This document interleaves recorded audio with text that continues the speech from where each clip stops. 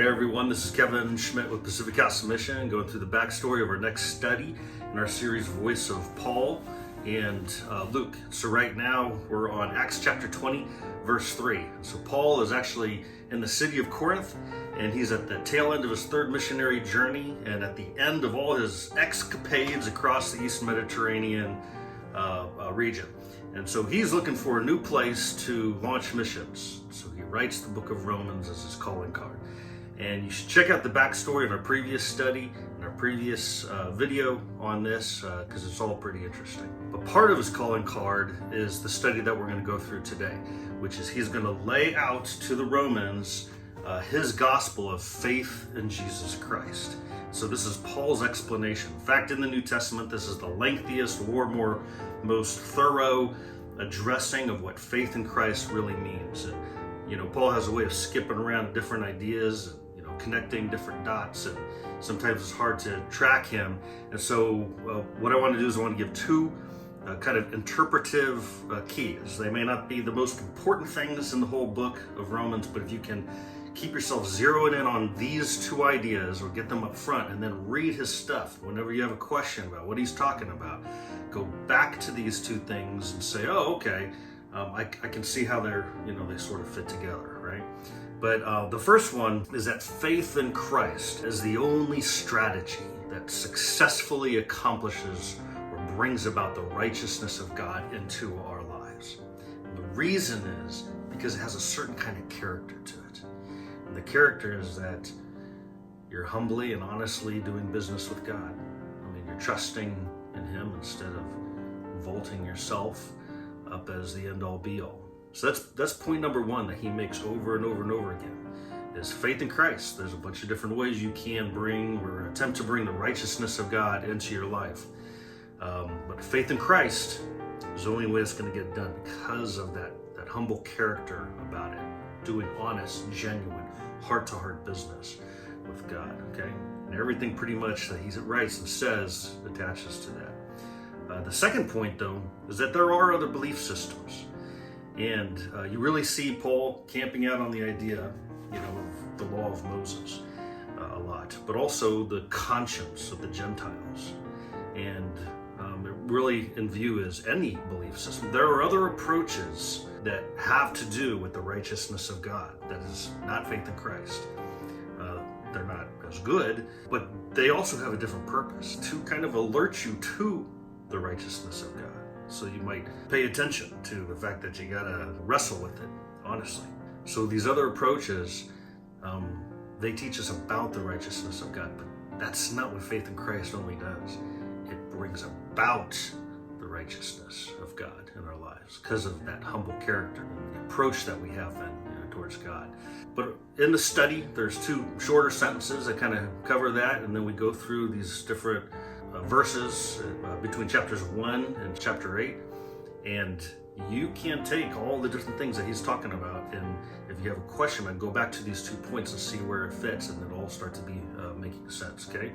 So one of the things that really people get hung up on in these chapters is that Paul seems to be saying that faith in Christ is the opposite of, following the law of Moses. And then we, in today's world, try to go about not fulfilling the law of Moses, instead to fulfill the faith in Christ. It doesn't make any sense because we are not being pressured anywhere by anyone to follow the law of Moses, and for us to be fighting that all the time doesn't make a whole lot of sense. The law of Moses is one of a number of other strategies. It's the best one because it came down from God to his people. We know the story of him presenting his righteousness. But there are other belief systems too in the world that alert people to the righteousness of God. In fact, that is a major point of his in chapter 1. So don't get caught up on trying to fight the law of Moses. The point is, there's a difference between you knowing about the righteousness of God and you going about in a humble posture because of who you are, not because of who you want to be, getting that righteousness of God into your life. Lo and behold, you need God's help. Okay? So that's really the thrust of what he's doing in chapters 1 through 8. I want to share a story with you I think is kind of interesting because we can do the same thing in our own Christian faith. We can take our Christian lingo and doctrines and ideas and traditions and stuff like that and prop it up as something that says, oh, we know the answer. We know what the righteousness of God is. And then think that because our knowing or our holding ourselves to that creed, that therefore gets us there. And it doesn't. We run into the same problem. So I'm sitting in a coffee shop in a place where interesting folks are known to kind of just walk up to you and have these kind of weird Christian ideas. They're kind of mystical, and it turns out they're kind of sharing and showing off, their spiritual powers and their wares to other people. But I'm in the coffee shop and I'm working on my computer. And on my computer, I've got in Hebrew the name of Yahweh or Yahweh or Jehovah. This is called the Tetragrammaton. Okay, it means the four letters that make the name of God. So when you're reading your Old Testament, right, whenever you see capital L, capital O, capital R, capital D, that's actually disguised for the Tetragrammaton, right? But it stands for the name, of God, God's name. So I've got it on my computer, and this guy comes up to me, and I'm like, he's looking at me. He obviously wants to tell me about his spiritual, superpowers. And he goes, that's the Tetragrammaton. And I'm like, yeah. And he's like, I use the Tetragrammaton to defeat the angel of death. And I was like, oh boy. All right, so he doesn't go away, and he finally says, can I, sit down and tell you about the Tetragrammaton? I'm like, okay, you got 5 minutes. So he sits down, he tells me that God showed him the Tetragrammaton, I don't know, in a dream or something, and showed him how to use it to fight the angel of death and get his salvation, right? I'm like, fighting the angel of death, I guess it's good that he would be defeated. I didn't really follow what he was saying, but he was telling me somehow he used this name, and God taught him how to use the name and to wield it against the angel of death and to achieve his salvation.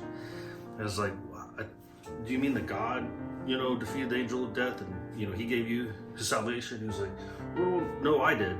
But God did help me by showing me the Tetragrammaton and how to use it against the angel of death and get my salvation. I was like, dude, that's not God help. That's you. You see what I'm saying? He is not embracing who he is or having that humble or honorable posture before God, who we actually need help from. The whole character of faith in Christ is gone in this. As much as I went back and forth with this guy, he could not give any honor to God or anybody else. I fished for that for a while. It was just very interesting to see that even in our own Christianity or Christian lingo and wares and stuff like that, we can miss out on what the character of faith in Christ. And that is something that Paul spends time going into all of his tangents in Romans. If you start with these 2 points that are interpretive and then clue in on that, then it will be helpful for you to understand the rest of what he's doing. Okay, hope you enjoy the study. Peace out.